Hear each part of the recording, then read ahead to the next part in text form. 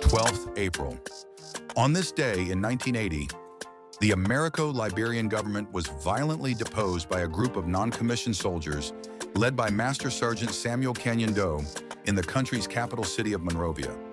It was and remained the only time in the history of African politics that non-commissioned soldiers were taking over the governance of a nation at the expense of commissioned officers. In the coup, President William Tolbert was murdered. The coup was staged by an indigenous Liberian faction of the Armed Forces of Liberia, AFL, under the command of Doe. In the early hours of that day, 17 non-commissioned officers, NCOs, and soldiers of the AFL, led by Doe, launched the ultimately violent uprising. All of the conspirators were indigenous Liberians, while Tolbert belonged to Americo-Liberians.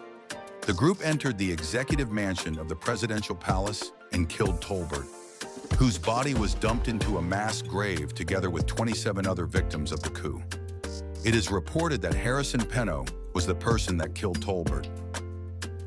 Later, a crowd of angry Liberians gathered to shout insults and throw rocks at the bodies. By the end of April, most of the cabinet members of the Tolbert administration had been put on trial in a kangaroo court and sentenced to death. 13 of them were publicly executed by firing squad on 22nd April at a beach near the Barclay Training Center in Monrovia.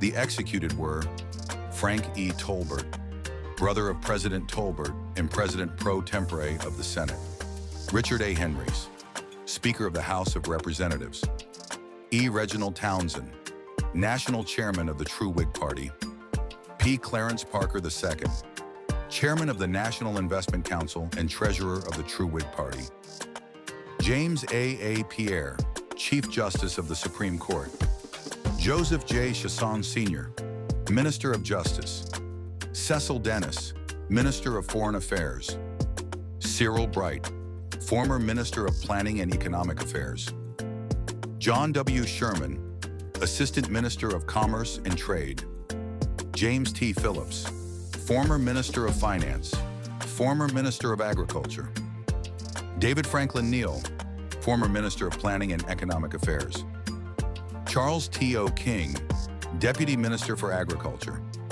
Frank J. Stewart Sr., Director of the Budget. The executions were described by Larry C. Price as a nightmarish scenario in which the executed men were murdered in front of screaming crowds of jubilant indigenous Liberian citizens. Cecil Dennis was the last man to be shot and was reported to have defiantly stared his killers down whilst uttering a prayer before his execution. Only 4 members of the Tolbert administration survived the coup in its aftermath. Among them was the Minister of Finance and future President Ellen Johnson Sirleaf, the Vice President Benny D. Warner, and Agricultural Minister Florence Chenoweth. Chenoweth was able to escape to neighboring Sierra Leone before making her way to the United States while Warner was out of the country at the time of the coup. Warner unsuccessfully tried setting up a government in exile before Doe offered him clemency and permission to return to Liberia in 1984. Sirleaf was initially detained but subsequently offered a position in Doe's government, which she initially accepted, but later fled the country for the U.S. after she publicly criticized Doe's policies. Both Sirleaf and Chenoweth later returned to Liberian politics after Doe's death.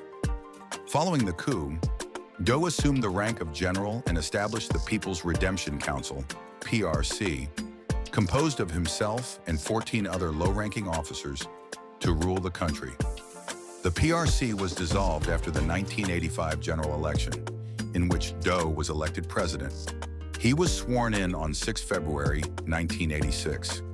Doe continued to rule the country until he was murdered on September 9, 1990 by the NPFC, led by Prince Johnson, during the First Liberian Civil War. History Desk TV. Explore the past, analyzing the future.